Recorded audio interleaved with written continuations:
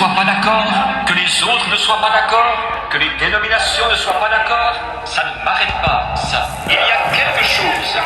Lui, ça ne l'a pas arrêté. Il est arrivé au sein même de l'incrédulité. Et ça ne l'a pas arrêté. Il a continué à avancer de toute façon. C'est ce que nous faisons. Nous allons les chercher. Nous les rattrapons de toute façon. Peu importe. Tendez la main. Saisissez-les. Agrippez-vous à eux de toutes vos forces.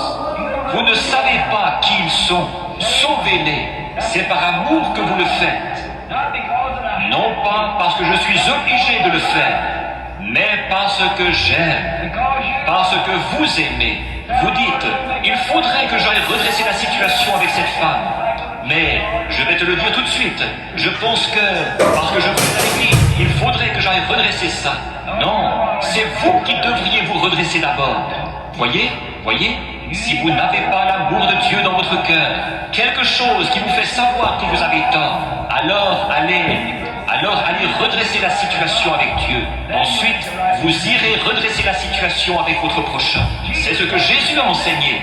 Il a dit, si tu viens à l'autel et que tu te souviennes que tu as quelque chose contre un voisin ou contre ton frère, va d'abord redresser la situation avec lui. Maintenant, dans les âges à venir, mercredi soir, nous avons vu les manifestations. Nous en parlerons encore ce matin de la manifestation des fils de Dieu. Là, Dieu qui attend. Et ensuite, au temps de la fin, quand nous tiendrons tous devant lui, les anges n'ont pas été perdus. Ils ne sauront pas apprécier les bénédictions comme nous. Ils n'ont jamais été perdus. Mais moi, je sais d'où je viens. Je sais de quelle pierre j'ai été taillé, un pécheur. Vous savez à partir de quoi vous avez été taillé. Alors, une fois retrouvés là, nous pouvons nous tenir devant Dieu. Oh, quel beau jour ce sera! Ensuite, l'adoption, le placement. Maintenant, Dieu est à l'œuvre à faire ceci. Bon, si je peux vous montrer ceci, ensuite, nous allons nous y mettre. Maintenant, le verset 5, je veux le lire. Nous ayant prédestinés dans son amour à être ses enfants d'adoption par Jésus-Christ, selon son propre bon plaisir de sa volonté. Dieu prend plaisir à faire sa volonté, à l'adoption, au placement. Or, qu'est-ce qu'il fait? Il place son Église. D'abord, il a appelé son Église. Les méthodistes, les presbytériens, les luthériens, les baptistes, il les appelle. Ensuite, qu'est-ce qu'il a fait? Il a envoyé le Saint-Esprit et il leur a donné le baptême du Saint-Esprit. Vous, les pentecôtistes, je voudrais que vous sortiez ça de votre cœur. Pentecôte n'est pas une dénomination. La Pentecôte est une expérience. C'est le Saint-Esprit. Ce n'est pas une organisation. Vous ne pouvez pas organiser le Saint-Esprit. Il ne le permettra pas. Bon, vous avez une organisation à laquelle vous donnez ce nom-là, mais le Saint-Esprit se retire et vous laisse là, à l'endroit où vous êtes, alors que lui, il continue tout simplement à avancer. Voyez? La Pentecôte n'est pas une organisation.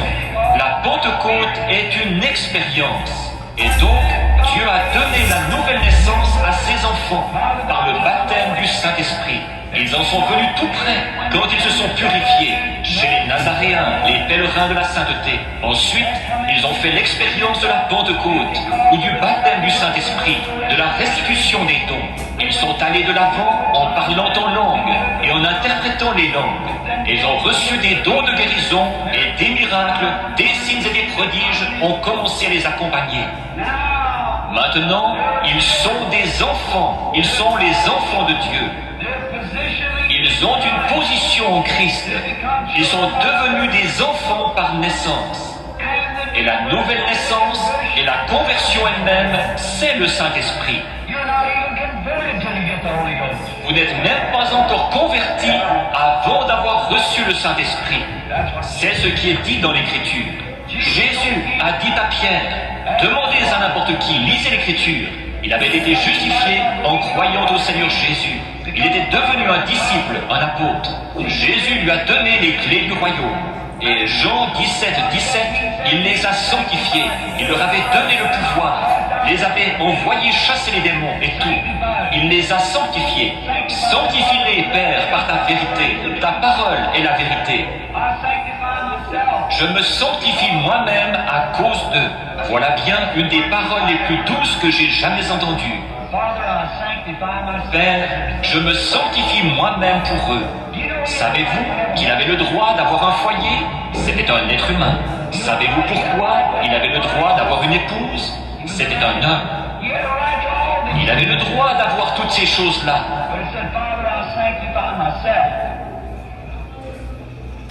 Mais il a dit, Père, je me sanctifie moi-même pour eux. Je me sanctifie moi-même. Hier, je parlais à un jeune prédicateur. Je vais aller prêcher à son église dans quelques soirs, là-bas, sur la route nationale. Je m'informais au sujet de quelque chose et il m'a dit, oui, frère Branham, mais ceux de mon assemblée, la plupart ne croient pas à ça. J'ai dit, est-ce que la plupart d'entre eux sont légalistes? Oui, le frère, lui, ne le croit pas comme ça. Mais, il a dit, pour eux. Oh, j'avais envie de lui sauter au cou. Pour eux, voyez-vous, je me sanctifie moi-même pour eux. Oh, Jésus formait 12 hommes pour que ces 12 hommes-là puissent porter l'évangile au monde. Et il a dit, je me sanctifie moi-même pour eux. Faites-le pour votre voisin, pour quelqu'un d'autre. Ne faites pas de votre liberté un voile, a dit Paul, mais sanctifiez-vous, conduisez-vous dans le voisinage comme un vrai chrétien devrait se conduire. Dans vos rapports, si vous rencontrez votre ennemi, sanctifiez-vous pour lui. Vous ne savez pas ce que vous pourriez faire. Maintenant, donnez la place d'un fils. D'abord, après que le fils était arrivé, alors il était un fils. Mais ensuite, nous avons vu que c'est sa conduite qui le mettait en position d'être adopté. C'est-à-dire, s'il se conduisait comme il faut ou pas. Et c'est le pentecôtisme. Maintenant, permettez-moi de vous démontrer que la Pentecôte n'est pas une dénomination. Combien y a-t-il de baptistes ici qui étaient baptistes et qui ont reçu le Saint-Esprit? Levez la main. Voyez? Combien y a-t-il de méthodistes ici qui ont reçu le Saint-Esprit? Levez la main. Combien y a-t-il de Nazaréens ici qui ont reçu le Saint-Esprit? Levez la main. De presbytériens qui ont reçu le Saint-Esprit? Voyez? De luthériens, d'autres dénominations qui ne faisaient pas partie de la Pentecôte du tout, qui faisaient simplement partie d'une dénomination, qui ont reçu le Saint-Esprit. Levez la main. Voyez? Alors, la Pentecôte n'est pas une dénomination, c'est une expérience. Donc Dieu vous a fait entrer dans le corps de Christ. Maintenant, qu'est-ce qu'il fait? Après que vous avez fait vos preuves, que vous vous êtes sanctifiés par votre bonne conduite, que vous obéissez au Saint-Esprit sans tenir compte de ce que le monde peut dire. Je vais frotter très fort, là, vous voyez, parce que je ne veux pas être blessant. Je vous en prie, ne vraiment, là, voyez-vous, vraiment, ne pensez pas que je suis malveillant. Je ne veux pas l'être. Ce qui me mine, c'est quand je prêche aux gens cette vérité qui a été envoyée de Dieu et qu'ils font demi-tour et continuent à faire exactement la même chose, tout en prétendant qu'ils ont le Saint-Esprit. C'est bien simple, ça vous ravage presque, voyez-vous. Qu'est-ce qu'il y a? Ils retournent tout de suite à la même chose. Exactement comme les enfants d'Israël. Ils voulaient avoir un roi pour que ce roi puisse dominer sur eux et les faire agir comme les Amoréens, les Amalécites et les Philistins. Savez-vous, mesdames, que c'est mal de porter des pantalons? Le savez-vous? Savez-vous que c'est mal de couper votre chevelure? Savez-vous, monsieur, que vous agissez mal en continuant à fumer et à vous conduire comme vous le faites? Savez-vous que vous agissez mal en n'étant pas le mari dans votre foyer? Votre femme pique une petite crise, elle vous met à la porte et vous dites « Oui mon trésor, sois béni, je vais revenir tout de suite ». Savez-vous que comment pouvez-vous vous occuper de la maison de Dieu si vous ne pouvez même pas diriger votre propre foyer? C'est tout à fait exact. Savez-vous, sœur, que votre mari est non seulement votre mari, mais il est aussi votre chef? Dieu l'a dit.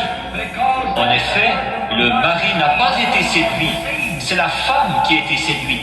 Et vous, les prédicateurs, qui continuez à nommer des femmes pasteurs et des femmes prédicateurs dans vos églises, alors que vous savez que la parole de Dieu le condamne, continuellement, vous allez prendre le nom de Père, Fils et Saint-Esprit pour baptiser, alors qu'il n'y a pas la moindre écriture à l'appui dans la Bible. Je voudrais qu'un archevêque ou quelqu'un d'autre me montre un endroit où quelqu'un dans la Bible a déjà été baptisé au nom de Père, Fils, Saint-Esprit. Je voudrais que quelqu'un me montre où quelqu'un a déjà été baptisé autrement que dans le nom de Jésus. Celui de Jean n'était pas baptisé, il s'était fait baptiser en croyant qu'il allait venir. Seulement, il ne savait pas qui il était. Mais, dès qu'ils ont vu ce qu'il en était, il a fallu qu'il vienne au nom de Jésus-Christ. Je voudrais que quelqu'un, quand on me dit « Allons à la maison du Seigneur », je crois que c'est David, une fois, qui a fait cette déclaration « Allons à la maison du Seigneur ». Je ne connais pas de meilleur endroit, et vous, que d'être dans la maison du Seigneur. Maintenant, ce soir, séduit, qui va être séduit par cette personne religieuse, comme Saül l'était, cette personne tellement rusée et tellement parfaite, que ça séduirait les quoi? Même les airs, si c'était possible. Très bien, Apocalypse 13:8, je vais vous le lire. Et tous les habitants de la terre, se prosterneront devant elle, ceux dont le nom n'a pas été inscrit sur le livre de vie de l'agneau, immolé avant la fondation du monde. Quand nos noms ont-ils été écrits dans le livre de vie de l'agneau? Quand l'agneau a été immolé avant la fondation du monde. Alors que Dieu était Jéhovah, El, Elohim, celui qui existe par lui-même. Il était comme un énorme diamant, et il ne pouvait pas être autre chose. Mais à l'intérieur de ce diamant, il y avait ses attributs d'être un sauveur. Parmi ces attributs qu'il y avait à l'intérieur de lui, il y avait d'être un guérisseur. Bon, mais comme il n'y avait rien à sauver ni rien à guérir, alors ces attributs ont produit cela. Et donc, avant la fondation du monde, alors qu'il connaissait tout ce qu'il allait manifester, c'est-à-dire qu'il allait être un sauveur, qu'il allait venir pour être fait chair et habiter parmi nous, et qu'il savait que par ses meurtrissures, nous allions être guéris. Il a immolé l'agneau dans son livre avant la fondation du monde. Et il a écrit votre nom dans ce livre avant la fondation du monde. Oh! Écoutez bien ceci. La prédestination regarde en arrière, vers la préscience. Je veux dire l'élection. L'élection regarde en arrière, vers la préscience. Et la prédestination se tourne vers la destinée. Ne l'oubliez pas, que l'élection regarde en arrière. Là, voici, j'étais un gratteron, je suis né dans le péché, j'étais conçu dans l'iniquité, je suis venu au monde en disant des mensonges, né au milieu de pécheurs. Mon père, ma mère et toute ma famille, c'étaient des pécheurs. J'étais un gratteron. Mais tout à coup, je suis devenu un grain de blé. Comment est-ce arrivé? Ça, qu'est-ce que c'est? L'élection. Dieu, avant la fondation du monde, par élection, a décidé que le gratteron deviendrait un grain de blé. Maintenant, je sais que je suis un grain de blé, parce que je suis sauvé. Comment ça? Je regarde en arrière et je vois qu'il l'avait prédestiné il y a bien longtemps. Par sa préscience, il a vu que je l'aimerais. Alors il a pourvu d'une victime propitiatoire, son propre fils, pour que, grâce à lui, je puisse être transformé d'un gratteron en un grain de blé. Maintenant, où est-ce que j'en suis maintenant? Je suis sauvé. Je marche dans la grâce de Dieu. Qu'est-ce que la prédestination considère? La destinée. Où va-t-il m'emmener? Où est-ce que je m'en vais? Amen. Vous y voilà. C'est fait. Voilà. Maintenant, lisons un petit peu plus loin. Ensuite, il va falloir terminer dans peu de temps. Selon qu'il nous a élus en lui avant la fondation du monde, pour que nous fussions saints, irréprochables devant lui en amour.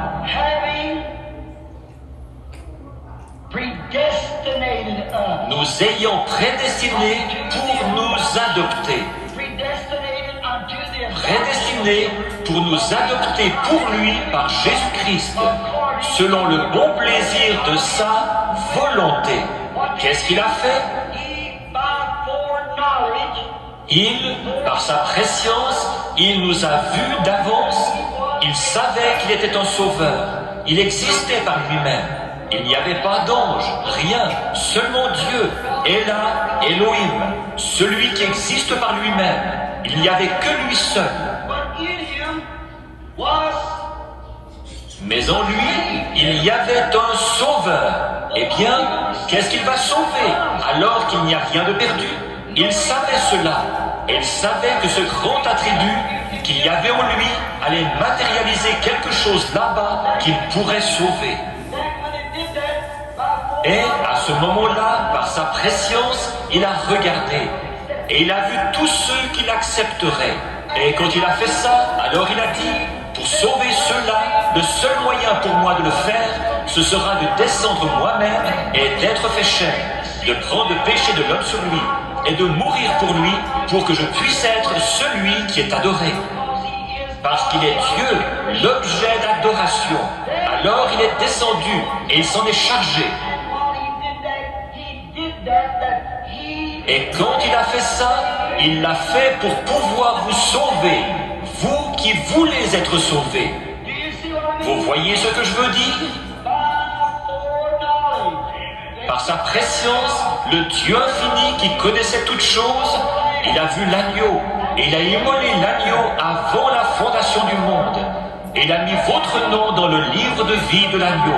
Et il a vu la tromperie de Satan, ce qu'il allait faire. Alors il a mis votre nom là, et il a dit que l'Antichrist serait tellement religieux, tellement bon, que ce serait quelqu'un de tellement bien, un homme tellement intelligent, un homme tellement religieux, qu'il séduirait même les élus si c'était possible. Mais c'est quelque chose d'impossible, parce que leurs noms ont été prédestinés avant la fondation du monde. Par élection, il les a choisis, et par prédestination, ils savent où ils s'en vont. Et voilà, maintenant, qui pourrait mettre cela en doute? C'est ce que Paul a dit. C'est l'écriture de Paul. C'est ce que Paul a écrit. C'est ce qu'il a enseigné à son Église. L'Église, sa position avant la fondation du monde, alors que Dieu, dans les douleurs de son enfantement, était en train de mettre au monde, de vous mettre au monde, comme il savait ce que vous alliez faire. Il vous a placé à votre position dans son propre corps, pour que vous soyez ménagères, que vous soyez cultivateurs, que vous soyez prédicateurs, que vous soyez prophètes, que vous soyez ceci, que vous soyez cela. Il vous a placé à votre position. Après, une fois que nous sommes sortis des pays de l'Aïe, de l'Égypte, par la sanctification, et que nous sommes entrés dans le pays promis par le baptême, car la promesse de Dieu, c'est le Saint-Esprit. Dans Éphésiens 4:30, il est dit, n'attristez pas le Saint-Esprit de Dieu, par lequel vous avez été scellés jusqu'au jour de votre rédemption. Alors Dieu, qui avait prédestiné l'Église, il a dit, de tous les peuples, il y en aura des millions de millions qui marcheront de manière très religieuse, mais ils seront séduits. Les seuls qui ne seront pas séduits, ce sont ceux qui sont entrés dans le pays promis, ceux dont le nom a été écrit avant la fondation du monde dans le livre de vie de l'agneau, qui sont entrés et qui ont la jouissance du pays promis. Il y a des gens ont peur que ça leur donne un comportement bizarre. Il y a des gens ont peur que le Saint-Esprit leur fasse faire quelque chose, que les gens leur fassent honte. Bien des gens ont peur de pleurer et que leur petite chérie les voit pleurer, ou que maman, ou votre voisin, ou votre patron vous voit pleurer. Je vais vous raconter quelque chose au sujet d'un homme une fois, avant de terminer. Il y avait un homme du nom de David. Et quand l'âge de Dieu qui avait été dans le pays des Philistins est revenu, tiré par une arche, un vieux bœuf les tirait. Quand David a vu venir l'arche, avec un petit vêtement sur lui, il est sorti en courant. Il s'est mis à sauter en l'air. Il sautait partout, il criait, sautait, dansait, sautait, dansait. Et lui, le roi d'Israël, sa femme a regardé par la fenêtre. Et quand elle l'a vu se conduire de cette façon si bizarre, elle l'a méprisé. Tiens, elle a dû dire, l'idiote, regardez-moi donc comment il se conduit. Il est là à sauter en l'air, il saute partout, il se conduit comme ça. Voyons, il doit être fou. Et ce soir-là, quand il est rentré, elle a prononcé des paroles comme celle-ci. Mais tu m'as gêné.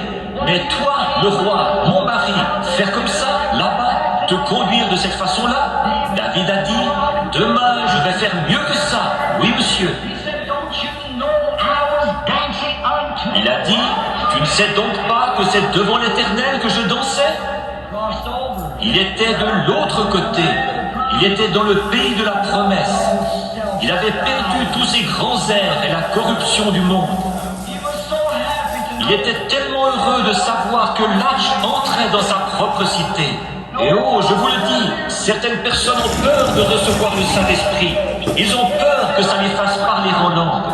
Ils ont peur que quelqu'un dise, tiens, c'est un de ces parleurs en langue. Ils ont peur de venir à l'église, se faire baptiser au nom de Jésus-Christ, parce qu'ils en ont honte.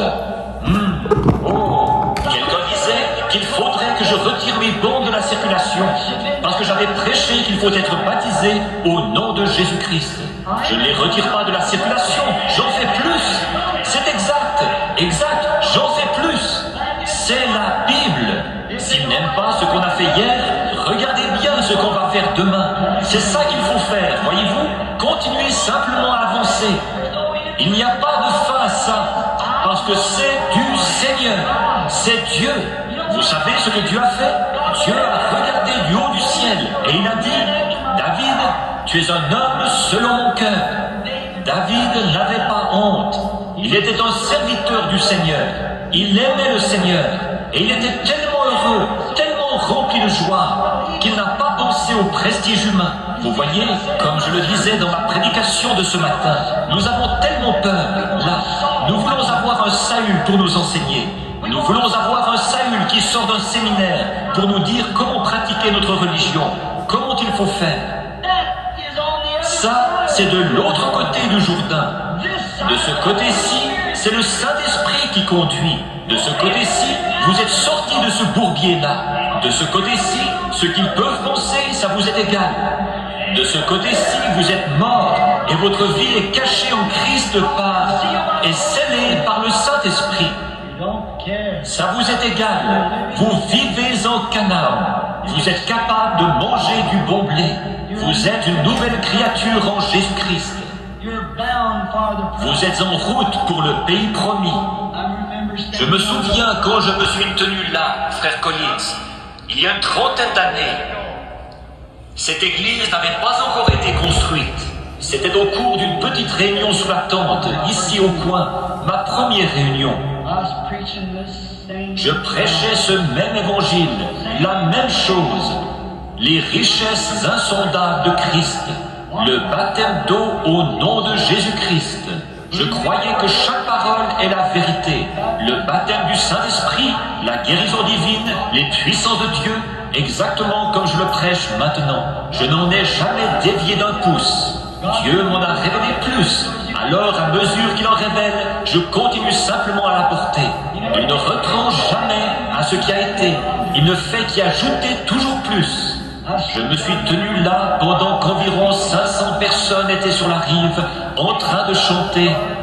Au bord du Jourdain, je me tiens. Mes yeux se portent au loin.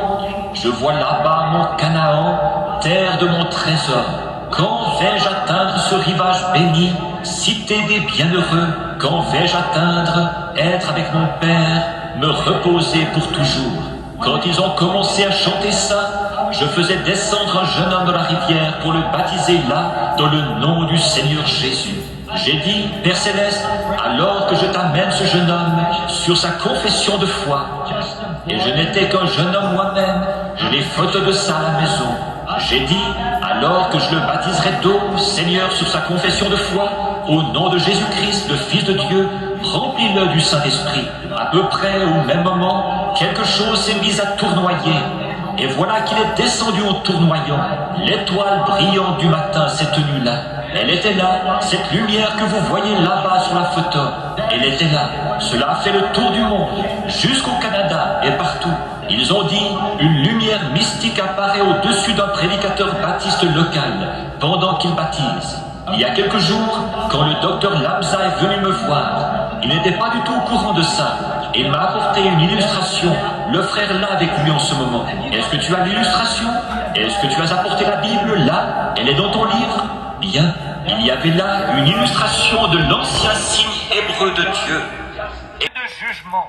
Le chrétien n'ira jamais en jugement. Christ y est allé pour lui. Mon avocat a pris ma place. Il a plaidé ma cause, comme quoi j'étais ignorant. Il a dit au Père que je n'étais pas digne, que j'étais ignorant, mais qu'il m'aimait et qu'il avait pris ma place. Et il a plaidé ma cause. Et aujourd'hui, je suis libre. Oui, monsieur. Et il a versé son sang là-bas comme offrande pour notre péché. Vous vous souvenez, mercredi soir passé, aucun chrétien.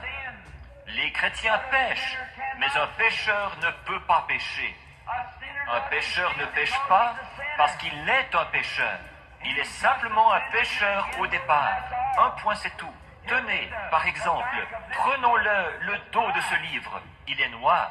Dans quelle proportion est-il noir? Il est tout noir. Il n'y a aucune partie blanche dessus. Il est noir. Vous dites, cette partie-ci. Non, pas du tout. Il est tout noir, au complet. Il est tout noir. C'est comme ça qu'est un pécheur. Il est simplement condamné au départ.